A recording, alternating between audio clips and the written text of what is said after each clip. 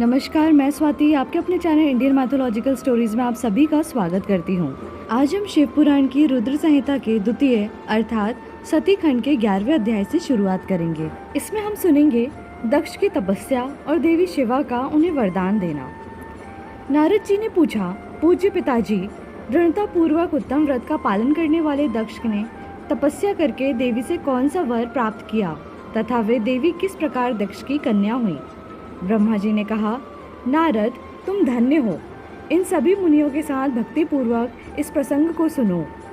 मेरी आज्ञा पाकर उत्तम बुद्धि वाले महाप्रजापति दक्ष ने क्षीर सागर के उत्तर तट पर स्थित हो देवी जगदम्बिका को पुत्री के रूप में प्राप्त करने की इच्छा तथा उनके प्रत्यक्ष दर्शन की कामना लिए उन्हें हृदय मंदिर में विराजमान करके तपस्या प्रारंभ की।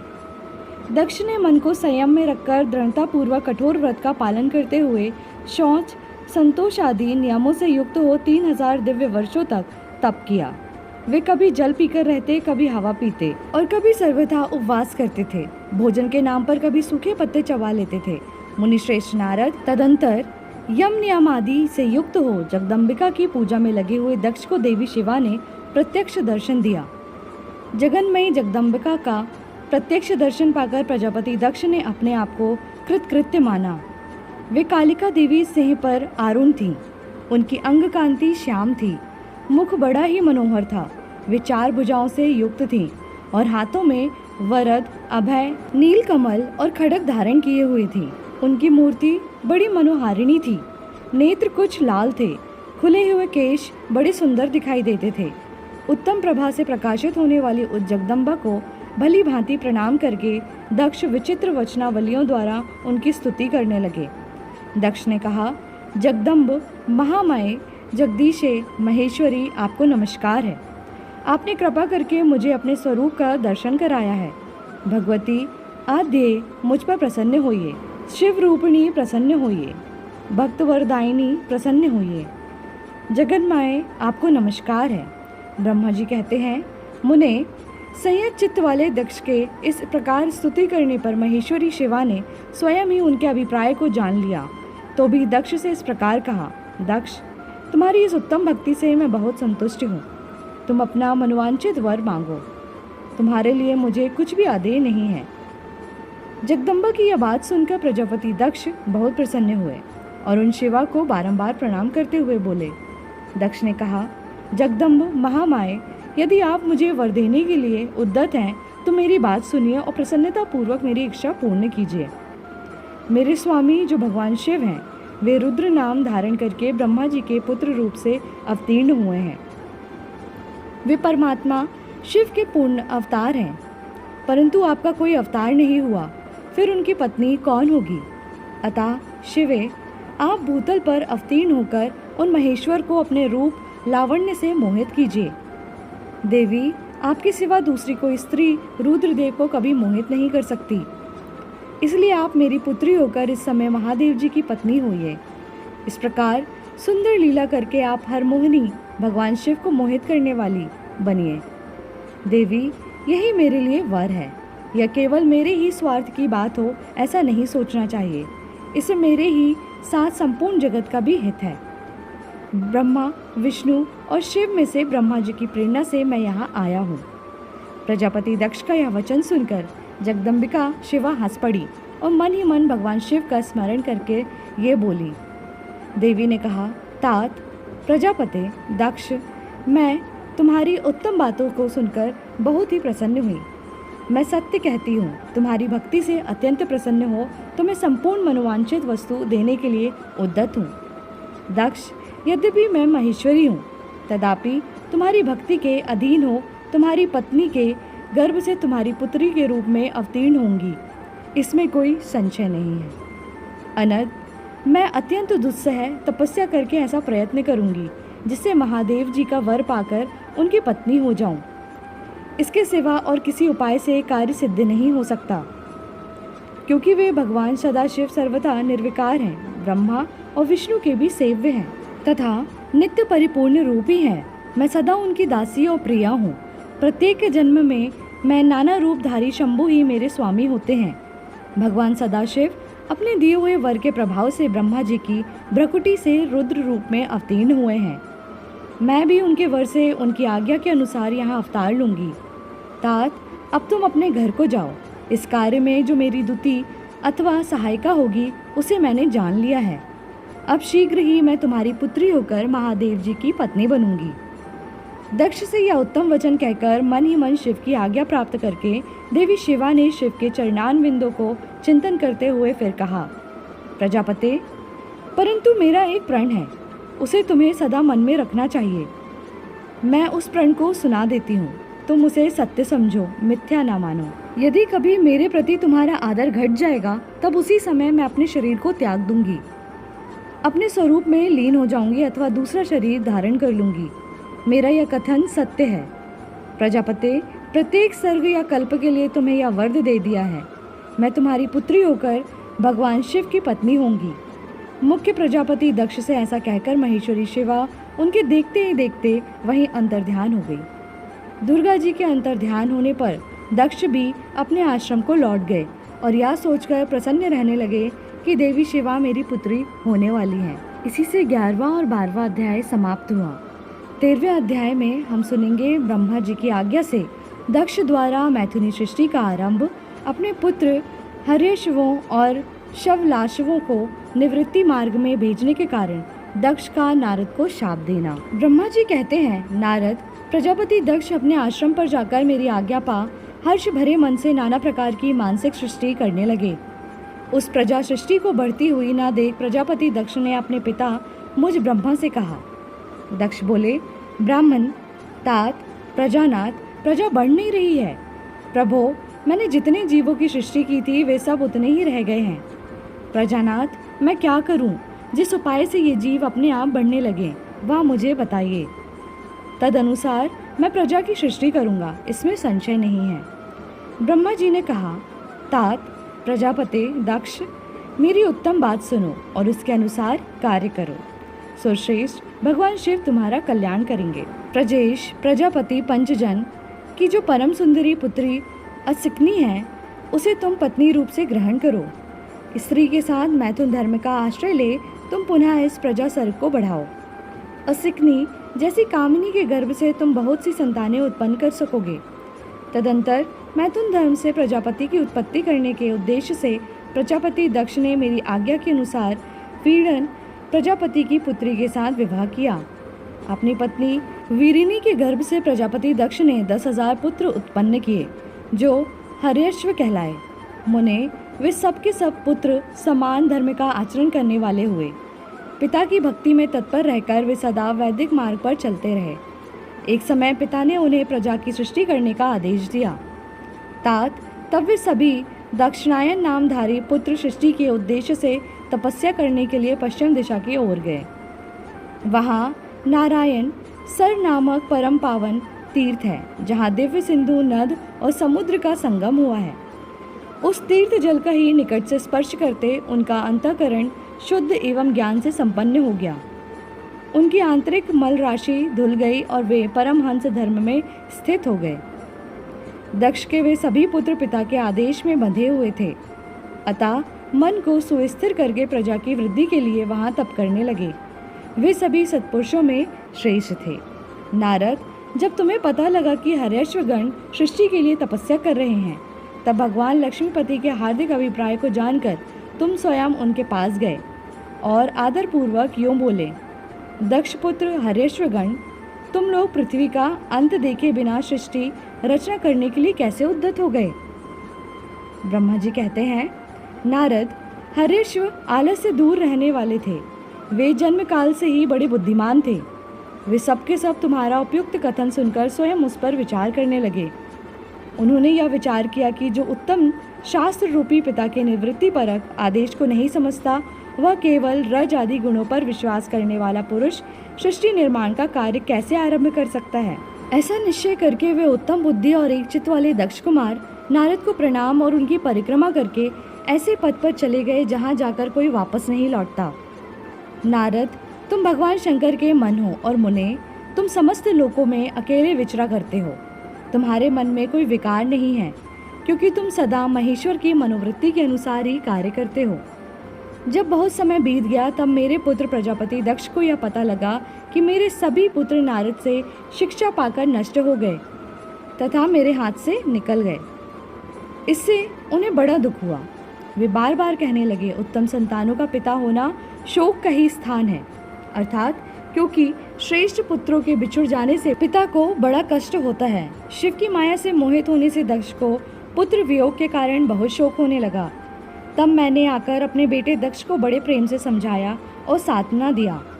दैव का विधान प्रबल होता है इत्यादि बातें बताकर उसके मन को शांत किया। मैंने सांत्वना देने पर दक्ष पुनः पंचजन कन्या असिकनी के गर्भ से शबलाशव नाम के एक सहस्र पुत्र उत्पन्न किए।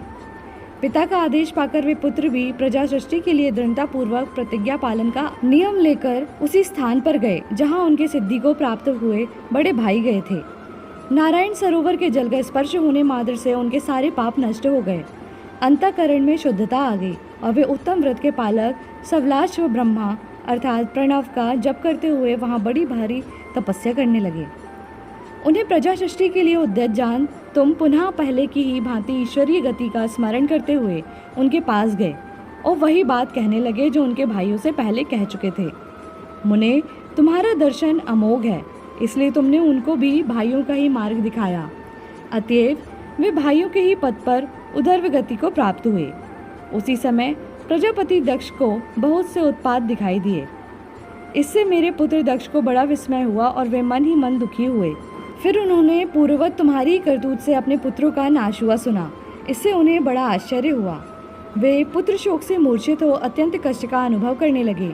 फिर दक्ष ने तुम पर बड़ा क्रोध किया और कहा, यह नारद बड़ा दुष्ट है। दैववश उसी समय तुम दक्ष पर अनुग्रह करने के लिए वहां आ पहुंचे। तुम्हें देखते ही शोकावेश से युक्त हुए दक्ष के ओठ रोष से फड़कने लगे। तुम्हें सामने पाकर वे धिक्कारने और निंदा करने लगे। दक्ष ने कहा, ओ नीच, तुमने यहाँ क्या किया? तुमने झूठ मूठ साधुओं का बाना पहन रखा है। इसी के द्वारा ठगकर हमारे भोले भाले बालकों को जो तुमने भिक्षुओं का मार्ग दिखाया है, यह अच्छा नहीं किया। तुम निर्दय और शठ हो, इसलिए तुमने हमारे इन बालकों के जो अभी ऋषि ऋण, देव ऋण और पितृ ऋण से मुक्त नहीं हो पाए थे, लोक और परलोक दोनों के श्रेय का नाश कर डाला। जो पुरुष इन तीनों ऋणों को उतारे बिना ही मोक्ष की इच्छा मन में लिए माता पिता को त्याग कर घर से निकल जाता है, सन्यासी हो जाता है, वह अधोगति को प्राप्त होता है। तुम निर्दय और बड़े निर्लज्ज हो, बच्चों की बुद्धि में भेद पैदा करने वाले हो और अपने सुयश को ही स्वयं ही नष्ट कर रहे हो। मूढ़मते, तुम भगवान विष्णु के पार्षदों में व्यर्थ ही घूमते फिरते हो। अधमाधम, तुमने बारंबार मेरा अमंगल किया है, अतः आज से तीनों लोकों में विचरते हुए तुम्हारा पैर कहीं स्थिर नहीं रहेगा अथवा कहीं भी तुम्हें ठहरने के लिए सुस्थिर ठौर ठिकाना नहीं मिलेगा। नारद, यद्यपि तुम साधु पुरुषों द्वारा सम्मानित हो, तथापि उस समय दक्ष ने शोकवश तुम्हें वैसा शाप दे दिया, वे ईश्वर की इच्छा को नहीं समझ सके। शिव की माया ने उन्हें अत्यंत मोहित कर दिया था। मुने, तुमने उस शाप को चुपचाप ग्रहण कर लिया और अपने चित्त में विकार नहीं आने दिया। यही ब्रह्म भाव है। ईश्वर कोटि के महात्मा पुरुष स्वयं शाप को मिटा देने में समर्थ होने पर भी उसे सह लेते हैं। इसी से 13वां अध्याय समाप्त हुआ। 14वें अध्याय में हम सुनेंगे दक्ष की 60 कन्याओं का विवाह, दक्ष और वीरिणी के यहाँ देवी शिवा का अवतार, दक्ष द्वारा उनकी स्तुति तथा सती के सद्गुणों एवं चेष्टाओं से माता पिता की प्रसन्नता। ब्रह्मा जी कहते हैं, देवर्षि, इसी समय दक्ष के इस वर्ताव को जानकर मैं भी वहां आ पहुंचा और पूर्ववत उन्हें शांत करने के लिए सांत्वना देने लगा। तुम्हारी प्रसन्नता को बढ़ाते हुए मैंने दक्ष के साथ तुम्हारा सुंदर स्नेहपूर्ण संबंध स्थापित किया। तुम मेरे पुत्र हो, मुनियों में श्रेष्ठ और संपूर्ण देवताओं के प्रिय हो, अतः बड़े प्रेम से तुम्हें आश्वासन देकर मैं फिर अपने स्थान पर आ गया। तदंतर प्रजापति दक्ष ने मेरी अनुनय के अनुसार अपनी पत्नी के गर्भ से 60 सुंदरी कन्याओं को जन्म दिया और आलस्य रहित हो धर्म आदि के साथ उन सब का विवाह कर दिया। मुनीश्वर, मैं उसी प्रसंग को बड़े प्रेम से कह रहा हूँ, तुम सुनो। मुने, दक्ष ने अपनी 10 कन्याएं विधि पूर्वक धर्म को ब्याह दी, 13 कन्याएं कश्यप मुनि को दे दी और 27 कन्याओं का विवाह चंद्रमा के साथ कर दिया। भूत अर्थात बहुपुत्र अंगीरा तथा कृशाश्व को उन्होंने 2-2 कन्याएं दी और शेष 4 कन्याओं का विवाह तार्क्ष्य या अरिष्टनेमि के साथ कर दिया। इन सबकी संतान परंपराओं से तीनों लोग भरे पड़े हैं, अतः विस्तार भय से उनका वर्णन नहीं किया जा सकता। कुछ लोग शिवा या सती को दक्ष की ज्येष्ठ पुत्री बताते हैं, दूसरे लोग उन्हें मंजली पुत्री कहते हैं तथा कुछ अन्य लोग सबसे छोटी पुत्री मानते हैं। कल्प भेद से ये तीनों मत ठीक हैं। पुत्र और पुत्रियों की उत्पत्ति के पश्चात पत्नी सहित प्रजापति दक्ष ने बड़े प्रेम से मन ही मन जगदम्बिका का ध्यान किया, साथ ही गदगद वाणी से प्रेम पूर्वक उनकी स्तुति भी की। बारंबार अंजलि बांध नमस्कार करके वे विनीत भाव से देवी को मस्तक झुकाते थे। इससे देवी शिवा संतुष्ट हुई और उन्होंने अपने प्रण की पूर्ति के लिए मन ही मन यह विचार किया कि अब मैं वीरिणी के गर्भ से अवतार लूं। ऐसा विचार कर वे जगदम्बा दक्ष के हृदय में निवास करने लगी। मुनिश्रेष्ठ, उस समय दक्ष की बड़ी शोभा होने लगी। फिर उत्तम मुहूर्त देखकर दक्ष ने अपनी पत्नी में प्रसन्नता पूर्वक गर्भधान किया। तब दयालु शिवा दक्ष पत्नी के चित्त में निवास करने लगी। उनमें गर्भधारण के सभी चिन्ह प्रकट हो गए। तात उस अवस्था में वीरिणी की शोभा बढ़ गई और उसके चित्त में अधिक हर्ष छा गया। भगवती शिवा के निवास के प्रभाव से वीरिणी महामंगल रूपिणी हो गई। दक्ष ने अपने कुल संप्रदाय, वेद ज्ञान और हार्दिक उत्साह के अनुसार प्रसन्नता पूर्वक पुंसवन आदि संस्कार संबंधी श्रेष्ठ क्रियाएं संपन्न की। उन कर्मों के अनुष्ठान के समय महान उत्सव हुआ। प्रजापति ने ब्राह्मणों को उनकी इच्छा के अनुसार धन दिया। उस अवसर पर वीरिणी के गर्भ में देवी का निवास हुआ जानकर श्री विष्णु आदि सभी देवताओं को बड़ी प्रसन्नता हुई। उन सब ने वहां आकर जगदम्बा का स्तवन किया और समस्त लोगों का उपकार करने वाली देवी शिवा को बारंबार प्रणाम किया। वे सब देवता प्रसन्नचित हो दक्ष प्रजापति तथा वीरिणी की भूरी भूरी प्रशंसा करके अपने अपने स्थान को लौट गए। नारद जब 9 महीने बीत गए तब लौकिक गीत का निर्वाह कराकर 10वें महीने के पूर्ण होने पर चंद्रमा आदि ग्रहों द्वारा ताराओं की अनुकूलता से युक्त सुखद मुहूर्त में देवी शिवा शीघ्र ही अपनी माता के सामने प्रकट हुई। उनके अवतार लेते ही प्रजापति दक्ष बड़े प्रसन्न हुए और उन्हें महान तेज से देदीप्यमान देख उनके मन में यह विश्वास हो गया कि साक्षात वे शिवा देवी ही मेरी पुत्री के रूप में प्रकट हुई हैं। उस समय आकाश से फूलों की वर्षा होने लगी और मेघ जल बरसाने लगे। मुनीश्वर, सती के जन्म लेते ही संपूर्ण दिशाओं में तत्काल शांति छा गई। देवता आकाश में खड़े हो मांगलिक बाजे बजाने लगे। अग्निशालाओं की बुझी हुई अग्नियां सहसा प्रज्वलित हो उठी और सब कुछ परम मंगलमय हो गया। वीरिणी के गर्भ से साक्षात जगदम्बा का प्रकट हुई देखकर दक्ष ने दोनों हाथ जोड़कर नमस्कार किया और बड़े भक्ति भाव से उनकी बड़ी स्तुति की। बुद्धिमान दक्ष के स्तुति करने पर जगन माता शिवा उस समय दक्ष से इस प्रकार बोली, जिससे माता वीरिणी ना सुन सके।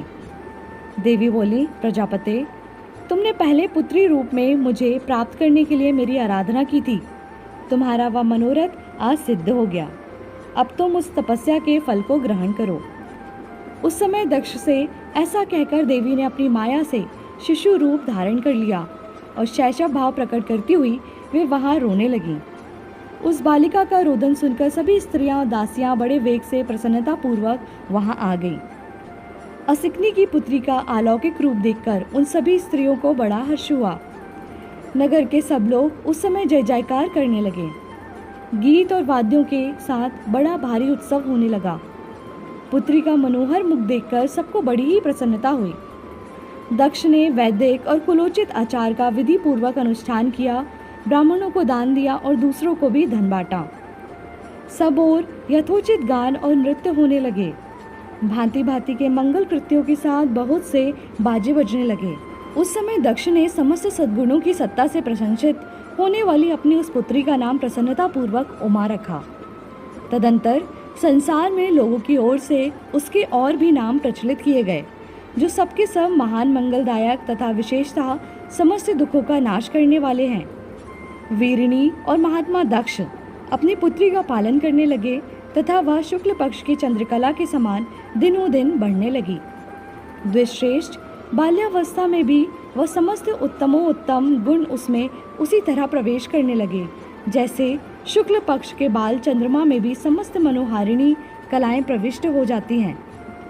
दक्ष कन्या सती सखियों के बीच बैठी बैठी जब अपने भाव में निमग्न होती थी तब बारंबार भगवान शिव की मूर्ति को चित्रित करने लगती थी। मंगलमयी सती जब बाल्योचित सुंदर गीत गाती तब स्थाणु, हर एवं रुद्र नाम लेकर स्मर शत्रु शिव का स्मरण किया करती थी। इसी से 14वां अध्याय समाप्त होता है। 15वें अध्याय में हम सती की तपस्या से संतुष्ट देवताओं का कैलाश में जाकर भगवान शिव का स्तवन करना सुनेंगे। ब्रह्मा जी कहते हैं, नारद, एक दिन मैंने तुम्हारे साथ जाकर पिता के पास खड़ी हुई सती को देखा। वह तीनों लोकों की सारभूता सुंदरी थी। उसके पिता ने मुझे नमस्कार करके तुम्हारा भी सत्कार किया। यह देख लोक लीला का अनुसरण करने वाली सती ने भक्ति और प्रसन्नता के साथ मुझको और तुमको भी प्रणाम किया। नारद, तदंतर सती की ओर देखते हुए हम और तुम दक्ष के दिए हुए शुभ आसन पर बैठ गए। तत्पश्चात मैंने उस विनयशीला बालिका से कहा, सती, जो केवल तुम्हें ही चाहते हैं और तुम्हारे मन में भी एकमात्र जिनकी ही कामना है, उन्हीं सर्वज्ञ जगदीश्वर महादेव जी को तुम पति रूप में प्राप्त करो। शुभे, जो तुम्हारे सिवा दूसरी किसी स्त्री को पत्नी रूप में ना तो ग्रहण कर सके, न करते हैं और न भविष्य में ही ग्रहण करेंगे, वे ही भगवान शिव तुम्हारे पति हों। वे तुम्हारे ही योग्य हैं, दूसरे की किसी के नहीं। नारद, सती से ऐसा कहकर मैं दक्ष के घर में देर रात तक ठहरा रहा। फिर उनसे विदा ले मैं और तुम दोनों अपने अपने स्थान को चले गए। मेरी बात को सुनकर दक्ष को बड़ी प्रसन्नता हुई। उनकी सारी मानसिक चिंता दूर हो गई और उन्होंने अपनी पुत्री को परमेश्वरी समझकर गोद में उठा लिया। इस प्रकार कुमारोचित सुंदर लीला विहारों से सुशोभित होती हुई भक्तवत्सला सती, जो स्वेच्छा से मानव रूप धारण करके प्रकट हुई थी, कौमारावस्था पार कर गई। बाल्यावस्था बिताकर किंचित युवावस्था को प्राप्त हुई। सती अत्यंत तेज एवं शोभा से संपन्न हो संपूर्ण अंगों से मनोहर दिखाई देने लगी। लोकेश, दक्ष ने देखा कि सती के शरीर में युवावस्था के लक्षण प्रकट होने लगे हैं। तब उनके मन में यह चिंता हुई कि मैं महादेव जी के साथ इनका विवाह कैसे करूं। सती स्वयं भी महादेव जी को पाने की प्रतिदिन अभिलाषा रखती थी। अतः पिता के मनोभाव को समझकर वे माता के निकट गई। विशाल बुद्धि वाली सती रूपिणी परमेश्वरी शिवा ने अपनी माता वीरिणी से भगवान शंकर की प्रसन्नता के निमित्त तपस्या करने के लिए आज्ञा मांगी। माता की आज्ञा मिल गई, अतः दृढ़ता पूर्वक व्रत का पालन करने लगी। सती ने महेश्वर को पति रूप में प्राप्त करने के लिए अपने घर पर ही उनकी आराधना आरंभ की। आश्विन मास में नंदा अर्थात प्रतिपदा, षष्ठी और एकादशी तिथियों में उन्होंने भक्तिपूर्वक गुड़, भात और नमक चढ़ाकर भगवान शिव का पूजन किया और उन्हें नमस्कार करके उसी नियम के साथ उस मास को व्यतीत किया। कार्तिक मास की चतुर्दशी को सजाकर रखे हुए मालपुओं और खीर से परमेश्वर शिव की आराधना करके वे निरंतर उनका चिंतन करने लगी। मार्गशीर्ष मास के कृष्ण पक्ष की अष्टमी तिथि को तिल, जौ और चावल से हर की पूजा करके ज्योतिर्मय दीप दिखाकर सती दिन बिताती थी। पौष मास के शुक्ल पक्ष की सप्तमी को रात भर जागरण करके प्रातःकाल खिचड़ी का नैवेद्य लगा के वे शिव की पूजा करती थी। माँ की पूर्णिमा को रात में जागरण करके सवेरे नदी में नहाती और गीले वस्त्र से ही तट पर बैठकर भगवान शंकर की पूजा करती। फाल्गुन मास के कृष्ण पक्ष की चतुर्दशी तिथि को रात में जागरण करके उस रात्रि के चारों पहरों में शिव की विशेष पूजा करती और नटों द्वारा नाटक भी कराती थी। चैत्र मास के शुक्ल पक्ष की चतुर्दशी को वे दिन रात शिव का स्मरण करती हुई समय बिताती और ढाक के फूलों तथा दवनों से भगवान शिव की पूजा करती थी। वैशाख शुक्ला तृतीया को सती तिल का आहार करके रहती और नए जौ के भात से रुद्रदेव की पूजा करके उस महीने को बिताती थी। ज्येष्ठ की पूर्णिमा को रात में सुंदर वस्त्रों तथा भटकैया के फूलों से शंकर की पूजा करके वे निराहार रहकर ही वह मास व्यतीत करती थी। आषाढ़ के शुक्ल पक्ष की चतुर्दशी को काले वस्त्र और भटकैया के फूलों से वे रुद्रदेव का पूजन करती थी। श्रावण मास के शुक्ल पक्ष की अष्टमी एवं चतुर्दशी को वे यज्ञोपवीतों वस्त्रों तथा कुश की पवित्री से शिव की पूजा किया करती थी। भाद्रपद मास में कृष्ण पक्ष की त्रयोदशी तिथि को नाना प्रकार के फूलों और फलों से शिव का पूजन करके सती चतुर्दशी तिथि को केवल जल का आहार किया करती थी। भांति भांति के फलों, फूलों और उस समय उत्पन्न होने वाले अन्नों द्वारा वे शिव की पूजा किया करती और महीने भर अत्यंत नियमित आहार करके वे केवल जप में लगी रहती। सभी महीनों में सारे दिन सती शिव की आराधना में ही संलग्न रहती थी। अपनी इच्छा से मानव रूप धारण करने वाली वे देवी दृढ़ता पूर्वक उत्तम व्रत का पालन करती थी। इस प्रकार नंदा व्रत को पूर्ण रूप से समाप्त करके भगवान शिव में अनन्य भाव रखने वाली सती एकाग्रचित हो बड़े प्रेम से भगवान शिव का ध्यान करने लगी तथा उस ध्यान में ही निश्चल भाव से स्थित हो गई। मुने, इसी समय सब देवता और ऋषि भगवान विष्णु और मुझ को आगे करके सती की तपस्या देखने के लिए गए। वहां आकर देवताओं ने देखा सती मूर्तिमती दूसरी सिद्धि के समान जान पड़ती है। वे भगवान शिव के ध्यान में निमग्न हो उस समय सिद्धावस्था को पहुंच गई थी। समस्त देवताओं ने बड़ी प्रसन्नता के साथ वहां दोनों हाथ जोड़कर सती को नमस्कार किया। मुनियों ने भी मस्तक झुकाए तथा श्री हरि आदि के मन में प्रीति उमड़ आई। श्री विष्णु आदि सब देवता और मुनि आश्चर्यचकित हो सती देवी की तपस्या की भूरी भूरी प्रशंसा करने लगे।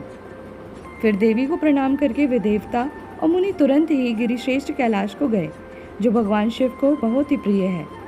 सावित्री के साथ मैं और लक्ष्मी के साथ भगवान वासुदेव भी प्रसन्नता पूर्वक महादेव जी के निकट गए।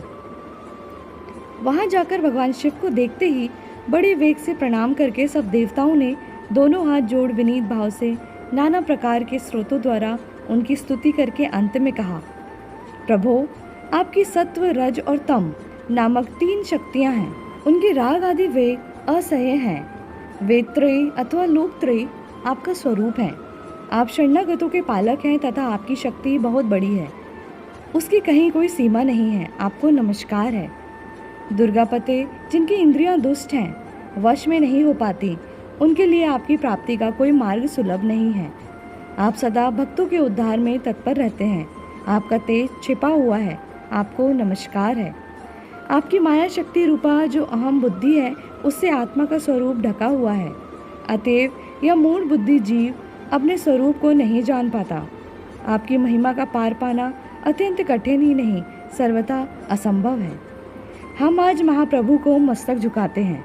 ब्रह्मा जी कहते हैं, नारद इस प्रकार महादेव जी की स्तुति करके श्री विष्णु आदि सब देवता उत्तम भक्ति से मस्तक झुकाए प्रभु शिव जी के आगे चुपचाप खड़े हो गए।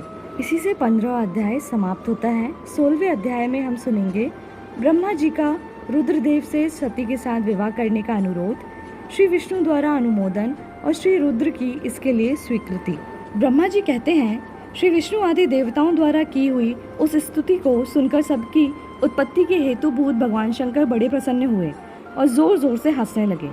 मुझ ब्रह्मा और विष्णु को अपनी अपनी पत्नी के साथ आया हुआ देख महादेव जी ने हम लोगों से यथोचित वार्तालाप किया और हमारे आगमन का कारण पूछा।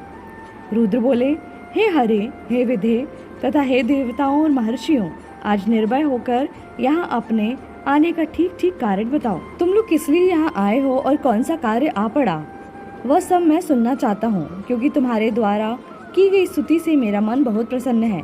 मुने, महादेव जी की इस प्रकार पूछने पर भगवान विष्णु की आज्ञा से मैंने वार्तालाप आरंभ किया। मुझ ब्रह्मा ने कहा, देव देव महादेव, करुणा सागर प्रभो, हम दोनों इन देवताओं और ऋषियों के साथ जिस उद्देश्य से यहाँ आए हैं उसे सुनिए। वृषभध्वज, विशेषता आपके ही लिए हमारा यहाँ आगमन हुआ है, क्योंकि हम तीनों सहारती हैं। सृष्टि चक्र के संचालन रूप प्रयोजन की सिद्धि के लिए एक दूसरे के सहायक हैं। सहारती को सदा परस्पर यथा योग्य सहयोग करना चाहिए, अन्यथा यह जगत नहीं टिक सकता। महेश्वर, कुछ ऐसे असुर उत्पन्न होंगे जो मेरे हाथ से मारे जाएंगे, कुछ भगवान विष्णु के और कुछ आपके हाथों नष्ट होंगे। महाप्रभु, कुछ असुर ऐसे होंगे जो आपके वीर से उत्पन्न हुए पुत्र के हाथ से ही मारे जा सकेंगे। प्रभु, कभी कोई विरले ही असुर ऐसे होंगे जो माया के हाथों द्वारा वध को प्राप्त होंगे। आप भगवान शंकर की कृपा से ही देवताओं को सदा उत्तम सुख प्राप्त होगा। घोर असुरों का विनाश करके आप जगत को सदा स्वास्थ्य एवं अभय प्रदान करेंगे। अथवा यह भी संभव है कि आपके हाथ से कोई भी असुर न मारा जाए, क्योंकि आप सदा योग युक्त रहते हुए राग द्वेष से रहित हैं तथा एकमात्र दया करने में ही लगे रहते हैं। ईश, यदि वे असुर भी आधारित हों, आपकी दया से अनुग्रहित होते रहें, तो सृष्टि और पालन का कार्य कैसे चल सकता है। अतः वृषभध्वज, आपको प्रतिदिन सृष्टि आदि के उपयुक्त कार्य करने के लिए उद्यत रहना चाहिए। यदि सृष्टि, पालन और संहार रूप कर्म न करने हों, तब तो हमने माया से जो भिन्न भिन्न शरीर धारण किए हैं, उनकी कोई उपयोगिता अथवा औचित्य ही नहीं है। वास्तव में हम तीनों एक ही हैं, कार्य के भेद से भिन्न भिन्न देह धारण करके स्थित हैं। यदि कार्य भेद न सिद्ध हो, तब तो हमारे रूप भेद का कोई प्रयोजन ही नहीं है। देव, एक ही परमात्मा महेश्वर 3 स्वरूपों में अभिव्यक्त हुए हैं। इस रूप भेद में उनकी अपनी माया ही कारण है। वास्तव में प्रभु स्वतंत्र हैं। वे लीला के उद्देश्य से ही ये सृष्टि आदि कार्य करते हैं। भगवान श्री हरि उनके बाएं अंग से प्रकट हुए हैं। मैं ब्रह्मा उनके दाएं अंग से प्रकट हुआ हूँ और आप रुद्रदेव उन सदाशिव के हृदय से आविर्भूत हुए हैं। अतः आप ही शिव के पूर्ण रूप हैं। प्रभो, इस प्रकार अभिन्न रूप होते हुए भी हम 3 रूपों में प्रकट हैं। सनातन देव, हम तीनों उन्हीं भगवान सदाशिव और शिवा के पुत्र हैं। इस यथार्थ तत्व का आप हृदय से अनुभव कीजिए। प्रभो, मैं और श्री विष्णु आपके आदेश से प्रसन्नता पूर्वक लोक की सृष्टि और पालन के कार्य कर रहे हैं तथा कार्य कारणवश सपत्निक भी हो गए हैं। अतः आप भी विश्वहित के लिए तथा देवताओं को सुख पहुंचाने के लिए एक परम सुंदरी रमणी को अपनी पत्नी बनाने के लिए ग्रहण करें। महेश्वर, एक बात और है, उसे सुनिए। मुझे पहले के वृतांत का स्मरण हो आया है। पूरे काल में आपने ही शिवरूप से जो बात हमारे सामने कही थी वह इस समय सुना रहा हूँ। आपने कहा था, ब्राह्मण, मेरा ऐसा ही उत्तम रूप तुम्हारे अंग विशेष ललाट से प्रकट होगा जिसकी लोक में रुद्र नाम से प्रसिद्धि होगी। तुम ब्रह्मा सृष्टिकर्ता हो गए, श्री हरि जगत का पालन करने वाले हुए और मैं सगुण रुद्र रूप होकर संहार करने वाला होऊंगा। एक स्त्री के साथ विवाह करके लोक के उत्तम कार्य की सिद्धि करूंगा। अपनी कही हुई इस बात को याद करके आप अपनी ही पूर्व प्रतिज्ञा को पूर्ण कीजिए। स्वामिन, आपका यह आदेश है कि मैं सृष्टि करूं, श्री हरि पालन करें और आप स्वयं संहार के हेतु बनकर प्रकट हों। सो आप साक्षात शिव ही संहारकर्ता के रूप में प्रकट हुए हैं। आपके बिना हम दोनों अपना अपना कार्य करने में समर्थ नहीं हैं। अतः आप एक ऐसी कामिनी को स्वीकार करें जो लोकहित के कार्य में तत्पर रहे। शंभो, जैसे लक्ष्मी भगवान विष्णु की और सावित्री मेरी सहधर्मिणी है, उसी प्रकार आप इस समय अपनी जीवन सहचरी प्राण बल्लवा को ग्रहण करें। मेरी यह बात सुनकर लोकेश्वर महादेव जी के मुख पर मुस्कुराहट दौड़ गई। वे श्री हरि के सामने मुझसे इस प्रकार बोले। ईश्वर ने कहा, ब्राह्मण, हरे, तुम दोनों मुझे सदा ही अत्यंत प्रिय हो। तुम दोनों को देखकर मुझे बड़ा आनंद मिलता है। तुम लोग समस्त देवताओं में श्रेष्ठ तथा त्रिलोकी के स्वामी हो। लोकहित के कार्य में मन लगाए रहने वाले तुम दोनों का वचन मेरी दृष्टि में अत्यंत गौरवपूर्ण है। किंतु सुरश्रेष्ठ गण, मेरे लिए विवाह करना उचित नहीं होगा, क्योंकि मैं तपस्या में संलग्न रहकर सदा संसार से विरक्त ही रहता हूँ और योगी के रूप में मेरी प्रसिद्धि है। जो निवृत्ति के सुंदर मार्ग पर स्थित है, अपने आत्मा में ही रमण करता आनंद मानता है, निरंजन अर्थात माया से निर्लिप्त है, जिसका शरीर अवधूत अर्थात दिगंबर है, जो ज्ञानी आत्मदर्शी और कामना से शून्य है, जिसके मन में कोई विकार नहीं है, जो भोगों से दूर रहता है तथा जो सदा अपवित्र अमंगल वेशधारी है, उसे संसार में कामिनी से क्या प्रयोजन है, यह इस समय मुझे बताओ तो सही। मुझे तो सदा केवल योग में लगे रहने पर ही आनंद आता है। ज्ञानहीन पुरुष ही योग को छोड़कर भोग को अधिक महत्व देता है। संसार में विवाह करना पराय बंधन में बंधना है। इसे बहुत बड़ा बंधन समझना चाहिए। इसलिए मैं सत्य सत्य कहता हूँ, विवाह के लिए मेरे मन में थोड़ी सी भी अभिरुचि नहीं है। आत्मा ही अपना उत्तम अर्थ या स्वार्थ है। उसका भली भांति चिंतन करने के कारण मेरी लौकिक स्वार्थ में प्रवृत्ति नहीं होती। तदापि जगत के हित के लिए तुमने जो कुछ कहा है उसे करूँगा। तुम्हारे वचन को गरिष्ठ मानकर अथवा अपनी कही हुई बात को पूर्ण करने के लिए मैं अवश्य विवाह करूँगा, क्योंकि मैं सदा भक्तों के वश में रहता हूँ। परंतु मैं जैसी नारी को प्रिय पत्नी के रूप में ग्रहण करूँगा और जैसी शर्त के साथ करूँगा, उसे सुनो। हरे ब्राह्मण, मैं जो कुछ कहता हूँ वो सर्वथा उचित ही है।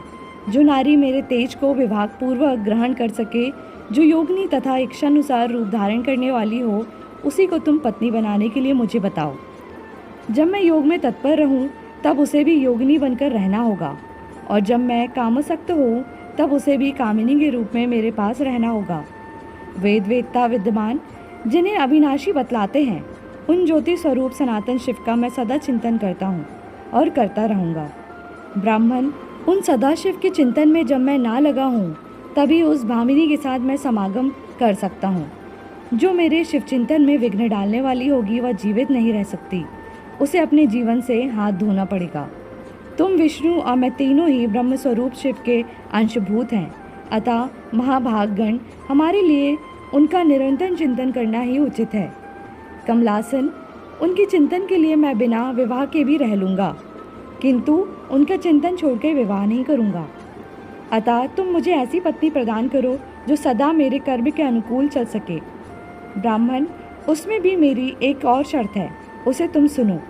यदि उस स्त्री का मुझ पर और मेरे वचन पर अविश्वास होगा तो मैं उसे त्याग दूंगा। उनकी यह बात सुनकर मैंने और श्रीहरि ने मंद मुस्कान के साथ मन ही मन प्रसन्नता का अनुभव किया। फिर मैं विनम्र होकर बोला, नाथ, महेश्वर, प्रभो, आपने जैसी नारी की खोज आरंभ की है वैसे ही स्त्री के विषय में मैं आपको प्रसन्नतापूर्वक कह रहा हूँ। साक्षात सदाशिव की धर्मपत्नी जो उमा है, वे ही जगत का कार्य सिद्ध करने के लिए भिन्न भिन्न रूप में प्रकट हुई हैं। प्रभो, सरस्वती और लक्ष्मी, ये दो रूप धारण करके वे पहले ही यहाँ आ चुकी हैं। इनमें लक्ष्मी तो श्री विष्णु की प्राण बल्लवा हो गई और सरस्वती मेरी। अब हमारे लिए वे तीसरा रूप धारण करके प्रकट हुई हैं। प्रभो, लोकहित का कार्य करने की इच्छा वाली देवी शिवा दक्ष पुत्री के रूप में अवतीर्ण हुई हैं। उनका नाम सती है। सती ही ऐसी भार्या हो सकती है जो सदा आपके लिए हितकारिणी हो। देवेश, महातेजस्विनी सती आपके लिए आपको पति रूप में प्राप्त करने के लिए दृढ़ता पूर्वक कठोर व्रत का पालन करती हुई तपस्या कर रही है। महेश्वर, आप उन्हें वर देने के लिए जाइए, कृपा कीजिए और बड़ी प्रसन्नता के साथ उन्हें उनकी तपस्या के अनुरूप वर देकर उनके साथ विवाह कीजिए। शंकर, भगवान विष्णु की, मेरी तथा इन संपूर्ण देवताओं की यही इच्छा है। आप अपनी शुभ दृष्टि से हमारी इस इच्छा को पूर्ण कीजिए, जिससे हम आदरपूर्वक इस उत्सव को देख सकें। ऐसा होने से तीनों लोकों में सुख देने वाला परम मंगल होगा और सबकी सारी चिंता मिट जाएगी, इसमें संशय नहीं है। तदंतर मेरी बात समाप्त होने पर लीला विग्रह धारण करने वाले भक्त वत्सल महेश्वर से मधुसूदन अच्युत ने इसी का समर्थन किया। तब भक्त वत्सल भगवान शिव ने हंसकर कहा, बहुत अच्छा, ऐसा ही होगा। उनके ऐसा कहने पर हम दोनों उनसे आज्ञा ले अपनी पत्नी तथा देवताओं और मुनियों के साथ अत्यंत प्रसन्न हो अपने अभिष्ट स्थान को चले गए। इसी से 16वां अध्याय समाप्त होता है।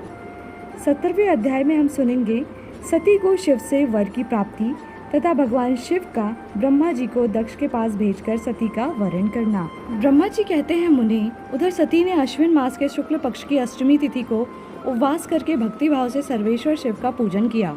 इस प्रकार नंदा व्रत पूर्ण होने पर 9वीं तिथि को दिन में ध्यान मग्न हुई सती को भगवान शिव ने प्रत्यक्ष दर्शन दिया। उनका शिव विग्रह सर्वांग सुंदर एवं गौरवपूर्ण था। उनके 5 मुख थे, प्रत्येक मुख में 3-3 नेत्र थे। भाल देश में चंद्रमा शोभा दे रहे थे। उनका चित्त प्रसन्न था और कंठ में नील चिन्ह दृष्टिगोचर होता था। उनकी 4 भुजाएं थीं। उन्होंने हाथ में त्रिशूल, ब्रह्म कपाल, वर तथा अभय धारण कर रखे थे। भस्म में अंगराग से उनका सारा शरीर उद्भासित हो रहा था। गंगा जी उनके मस्तक की शोभा बढ़ा रही थी। उनके सभी अंग बड़े मनोहर थे। वे महान लावण्य के धाम जान पड़ते थे। उनके मुख करोड़ों चंद्रमाओं के समान प्रकाशमान एवं आह्लादजनक थे। उनकी अंग कांति करोड़ों कामदेवों को तिरस्कृत कर रही थी तथा उनकी आकृति स्त्रियों के लिए सर्वदा ही प्रिय थी। सती ने ऐसे सौंदर्य माधुर्य से युक्त प्रभु महादेव जी को प्रत्यक्ष देखकर उनके चरणों की वंदना की। उस समय उनका मुख लज्जा से झुका हुआ था। तपस्या के पुंज का फल प्रदान करने वाले महादेव जी उन्हीं के लिए कठोर व्रत धारण करने वाली सती को पत्नी बनाने के लिए प्राप्त करने की इच्छा रखते हुए भी उनसे इस प्रकार बोले। महादेव जी ने कहा, उत्तम व्रत का पालन करने वाली दक्ष नंदिनी, मैं तुम्हारे इस व्रत से बहुत प्रसन्न हूँ, इसलिए कोई वर मांगो। तुम्हारे मन को जो अभिष्ट होगा वही वर मैं तुम्हें दूंगा। ब्रह्मा जी कहते हैं, मुने, जगदीश्वर महादेव जी यद्यपि सती के मनोभाव को जानते थे तो भी उनकी बात सुनने के लिए बोले, कोई वर मांगो। परंतु सती लज्जा के अधीन हो गई थी, इसलिए उनके हृदय में जो बात थी उसे वो स्पष्ट शब्दों में न कह सकी। उनका जो अभिष्ट मनोरथ था वह लज्जा से आच्छादित हो गया। प्राण बल्लभ शिव का प्रिय वचन सुनकर सती अत्यंत प्रेम में मग्न हो गईं। इस बात को जानकर भक्तवत्सल भगवान शंकर बड़े प्रसन्न हुए और शीघ्रता पूर्वक बारंबार कहने लगे, वर मांगो, वर मांगो। सत्पुरुषों के आश्रयभूत अंतर्यामी शंभु सती की शक्ति के वशीभूत हो गए थे। तब सती ने अपनी लज्जा को रोककर महादेव जी से कहा, वर देने वाले प्रभु, मुझे मेरी इच्छा के अनुसार ऐसा वर दीजिए जो टल न सके। भक्त वत्सल भगवान शंकर ने देखा सती अपनी बात पूरी नहीं कर पा रही हैं। तब वे स्वयं ही उनसे बोले, देवी तुम मेरी भार्या हो जाओ। अपने अभिष्ट फल को प्रकट करने वाले उनके इस वचन को सुनकर आनंद मग्न हुई सती चुपचाप खड़ी रह गई, क्योंकि वे मनोवांछित वर पा चुकी थी। फिर दक्ष कन्या प्रसन्न हो दोनों हाथ जोड़ मस्तक झुका भक्त वत्सल शिव से बारंबार कहने लगी। सती बोली, देवाधिदेव महादेव, प्रभो जगतपते, आप मेरे पिता को कहकर वैवाहिक विधि से मेरा पाणी ग्रहण करें। ब्रह्मा जी कहते हैं, नारद, सती की यह बात सुनकर भक्तवत्सल महेश्वर ने प्रेम से उनकी ओर देखकर कहा, प्रिय ऐसा ही होगा। तब दक्ष कन्या सती भी भगवान शिव को प्रणाम करके भक्ति पूर्वक विदा मांग जाने की आज्ञा प्राप्त करके मोह और आनंद से युक्त हो माता के पास लौट गईं। इधर भगवान शिव भी हिमालय पर अपने आश्रम में प्रवेश करके दक्ष कन्या सती के वियोग से कुछ कष्ट का अनुभव करते हुए उन्हीं का चिंतन करने लगे।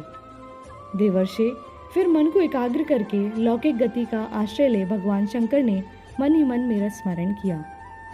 त्रिशूलधारी महेश्वर के स्मरण करने पर उनकी सिद्धि से प्रेरित हो मैं तुरंत ही उनके सामने जा खड़ा हुआ। तात हिमालय के शिखर पर जहाँ सती के वियोग का अनुभव करने वाले महादेव जी विद्यमान थे, वही मैं सरस्वती के साथ उपस्थित हो गया। देवर्षि सरस्वती सहित मुझे आया देख सती के प्रेम पाश में बंधे हुए शिव उत्सुकता से बोले। शंभु ने कहा, ब्राह्मण, मैं जब से विवाह के कार्य में स्वार्थ बुद्धि कर बैठा हूँ, तब से अब मुझे इस स्वार्थ में ही स्वत्व सा प्रतीत होता है। दक्ष कन्या सती ने बड़ी भक्ति से मेरी आराधना की है। उसके नंदा व्रत के प्रभाव से मैंने उसे अभिष्ट वर देने की घोषणा की। ब्राह्मण, तब उसने मुझसे यह वर मांगा कि आप मेरे पति हो जाइए।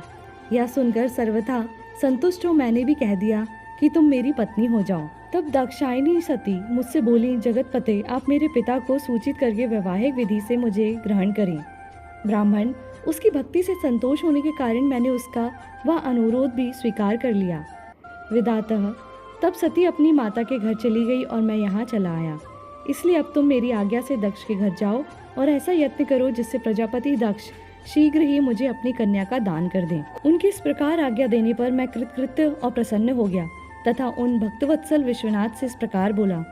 मुझ ब्रह्मा ने कहा, भगवान शंभो, आपने जो कुछ कहा है उस पर भली भांति विचार करके हम लोगों ने पहले ही उसे सुनिश्चित कर दिया है।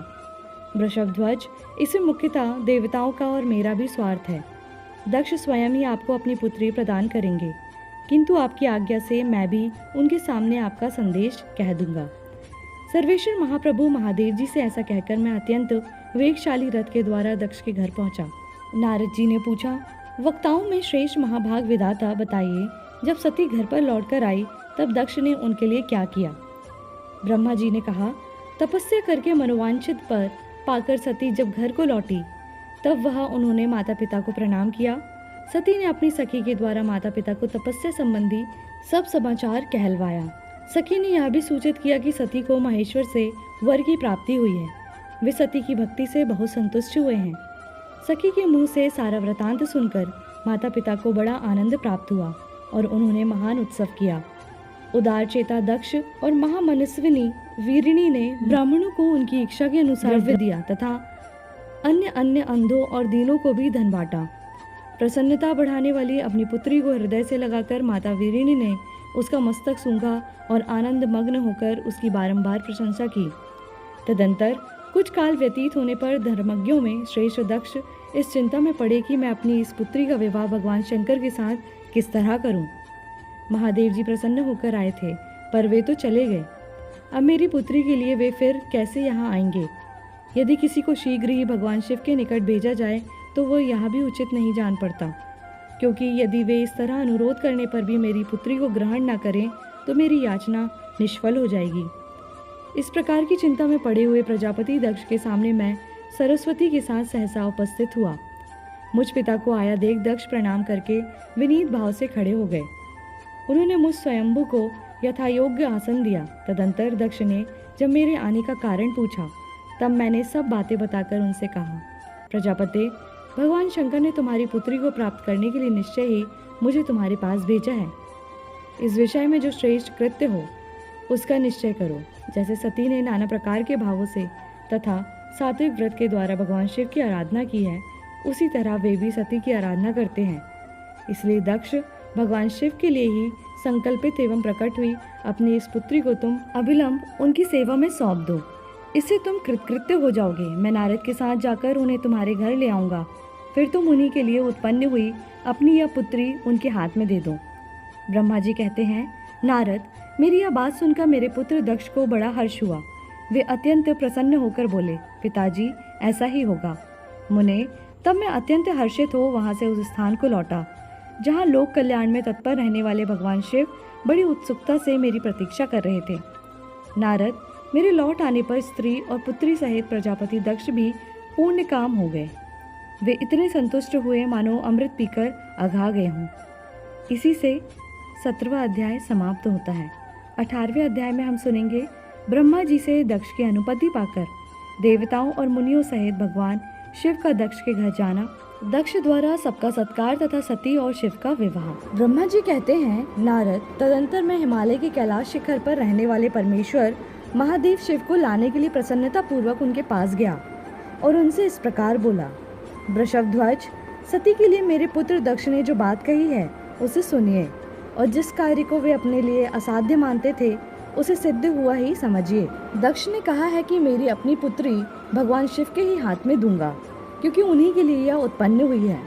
शिव के साथ सती का विवाह हो यह कार्य तो मुझे स्वतः ही अभीष्ट है। फिर आपके भी कहने से इसका महत्व और अधिक बढ़ गया।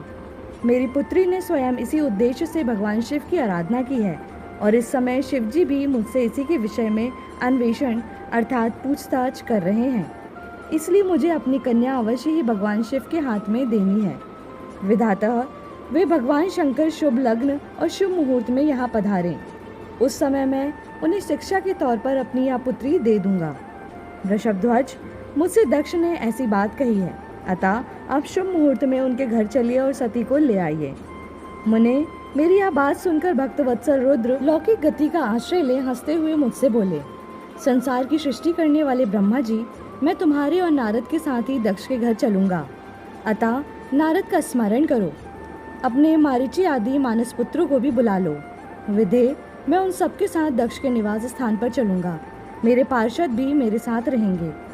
नारद, लोकाचार के निर्वाह में लगे हुए भगवान शिव के इस प्रकार आज्ञा देने पर मैंने तुम्हारा और मारीची आदि पुत्रों का भी स्मरण किया। मेरे याद करते ही तुम्हारे साथ मेरे सभी मानस पुत्र मन में आदर की भावना लिए शीघ्र ही वहां आ पहुंचे। उस समय तुम सब लोग हर्ष से उत्फुल्ल हो रहे थे। फिर रुद्र के स्मरण करने पर शिव भक्तों के सम्राट भगवान विष्णु भी अपने सैनिकों तथा कमला देवी के साथ गरुड़ पर आरूढ़ हो तुरंत वहां आ गए। तरंतर चैत्र मास के शुक्ल पक्ष की त्रयोदशी तिथि में रविवार को पूर्वा फाल्गुनी नक्षत्र में मुझ ब्रह्मा और विष्णु आदि समस्त देवताओं के साथ महेश्वर ने विवाह के लिए यात्रा की। मार्ग में उन देवताओं और ऋषियों के साथ यात्रा करते हुए भगवान शंकर बड़ी शोभा पा रहे थे। वहां जाते हुए देवताओं, मुनियों तथा आनंद मग्न मन वाले प्रमदगणों का रास्ते में बड़ा उत्सव हो रहा था।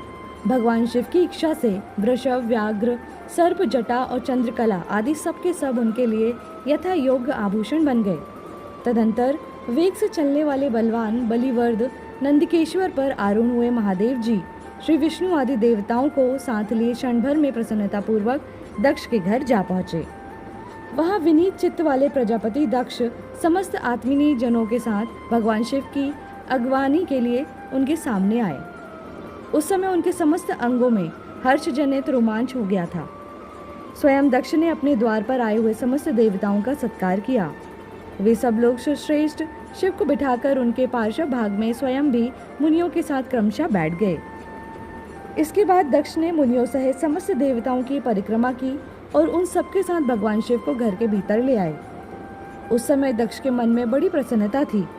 उन्होंने सर्वेश्वर शिव को उत्तम आसन देकर स्वयं ही विधि पूर्वक उनका पूजन किया।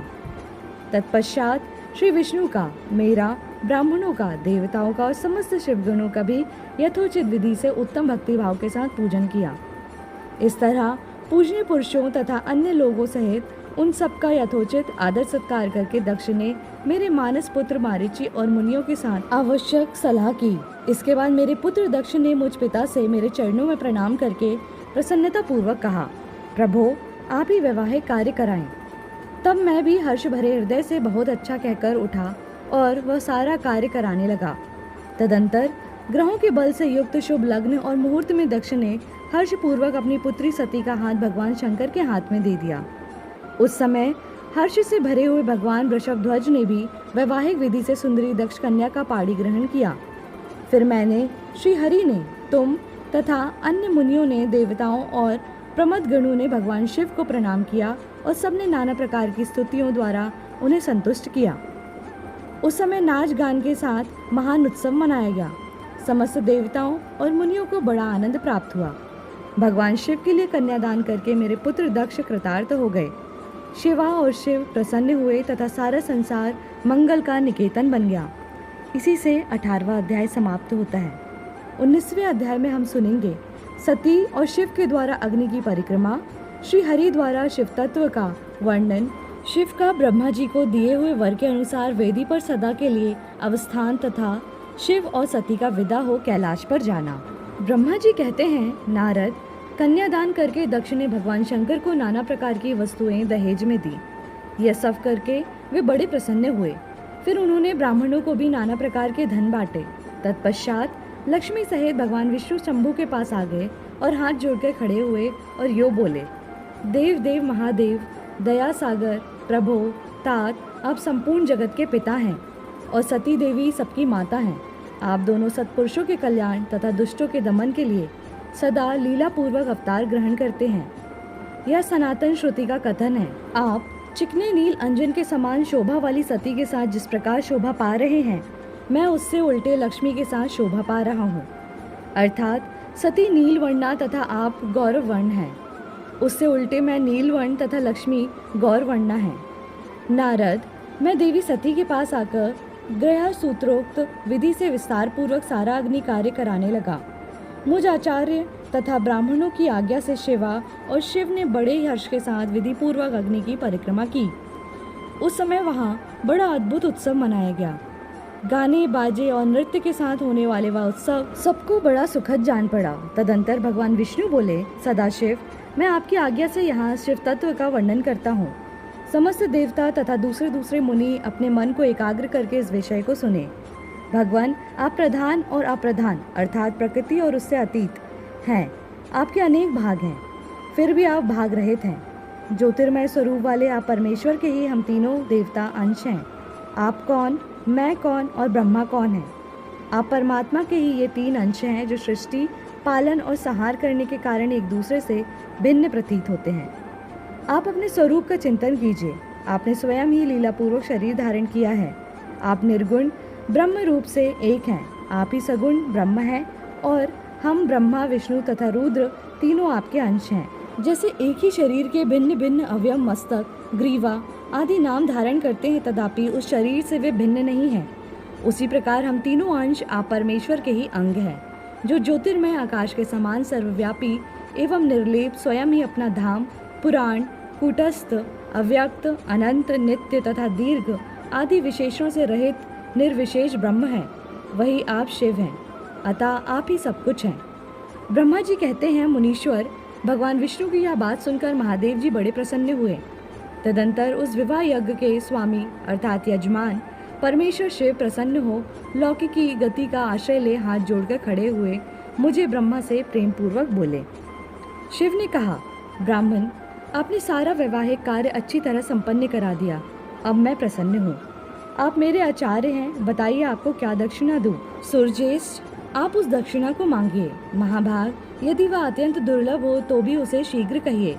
मुझे आपके लिए कुछ भी अधेय नहीं है।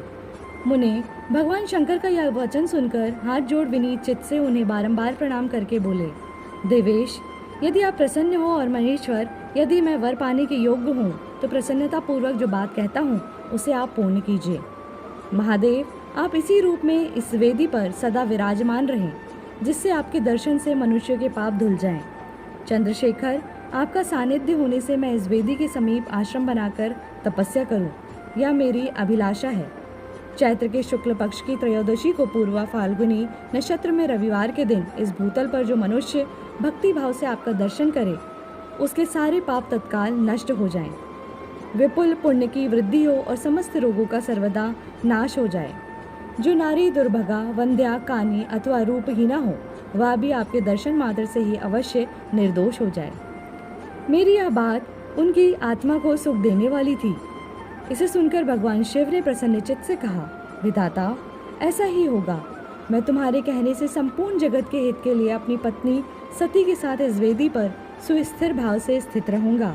ऐसा कहकर पत्नी सहित भगवान शिव अपनी अंश रूपिणी मूर्ति को प्रकट करके वेद के मध्य भाग में विराजमान हो गए। तत्पश्चात स्वजनों पर स्नेह रखने वाले परमेश्वर शंकर दक्ष से विदा ले अपनी पत्नी सती के साथ कैलाश जाने को उद्यत हुए। उस समय उत्तम बुद्धि वाले दक्ष ने विनय से मस्तक झुका हाथ जोड़ भगवान वृषभध्वज की प्रेम पूर्वक स्तुति की। फिर श्री विष्णु आदि समस्त देवताओं, मुनियों और शिवगणों ने नमस्कार पूर्वक नाना प्रकार की स्तुति करके बड़े आनंद से जय जयकार किया। तदंतर दक्ष की आज्ञा से भगवान शिव ने प्रसन्नता पूर्वक सती को वृषभ की पीठ पर बैठाया और स्वयं भी उस पर आरूढ़ हो वे प्रभु हिमालय पर्वत की ओर चले। भगवान शंकर के समीप वृषभ पर बैठी हुई सुंदर दांत और मनोहर हास वाली सती अपने नील श्याम वर्ण के कारण चंद्रमा में नीली रेखा के समान शोभा पा रही थी। उस समय उस नव दंपति की शोभा देख श्री विष्णु आदि समस्त देवता, मारीची आदि महर्षि तथा दूसरे लोग ठगे से रह गए। वे हिल डुल भी न सके तथा दक्ष भी मोहित हो गए। तत्पश्चात कोई बाजे बजाने लगे और दूसरे लोग मधुर स्वर से गीत गाने लगे। कितने ही लोग प्रसन्नता पूर्वक शिव के कल्याण में उज्ज्वल यश का गान करते हुए उनके पीछे पीछे चले। भगवान शंकर ने बीच रास्ते से दक्ष को प्रसन्नता पूर्वक लौटा दिया और स्वयं प्रेमाकुल हो प्रमद गणों के साथ अपने धाम को जा पहुँचे। यद्यपि भगवान शिव ने विष्णु आदि देवताओं को भी विदा कर दिया था, तो भी वे बड़ी प्रसन्नता और भक्ति के साथ पुनः उनके साथ हो लिए। उन सब देवताओं, प्रमद गणों तथा अपनी पत्नी सती के साथ हर्ष भरे शंभु हिमालय पर्वत से सुशोभित अपने कैलाश धाम में जा पहुँचे। वहाँ जाकर उन्होंने देवताओं, मुनियों तथा दूसरे लोगों का बहुत आदर सम्मान करके उन्हें प्रसन्नता पूर्वक विदा किया। शंभु की आज्ञा ले वे विष्णु आदि सभी देवता तथा मुनि नमस्कार और स्तुति करके मुख पर प्रसन्नता की छाप लिए अपने अपने धाम को चले गए। सदा शिव का चिंतन करने वाले भगवान शिव भी अत्यंत आनंदित हो हिमालय के शिखर पर रहकर अपनी पत्नी दक्ष कन्या सती के साथ विहार करने लगे।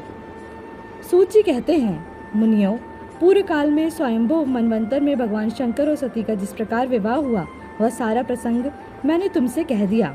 जो विवाह काल में यज्ञ में अथवा किसी भी शुभ कार्य के आरंभ में भगवान शंकर की पूजा करके शांत चित्त से इस कथा को सुनता है, उसका सारा कर्म तथा वैवाहिक आयोजन बिना किसी विघ्न बाधा के पूर्ण होता है और दूसरे शुभ कर्म भी सदा निर्विघ्न पूर्ण होते हैं। इस शुभ उपाख्यान को प्रेम पूर्वक सुनकर विवाहित होने वाली कन्या भी सुख, सौभाग्य, सुशीलता और सदाचार आदि सद्गुणों से संपन्न साध्वी स्त्री तथा पुत्रवती होती है। इसी से 19वां तथा 20वां अध्याय समाप्त होता है। नेक्स्ट वीडियो में हम 21वां अध्याय, जिसमें सती का प्रश्न तथा उसके उत्तर में भगवान शिव द्वारा ज्ञान एवं नवदा भक्ति के स्वरूप का विवेचन करना सुनेंगे। बोलिए हर हर महादेव।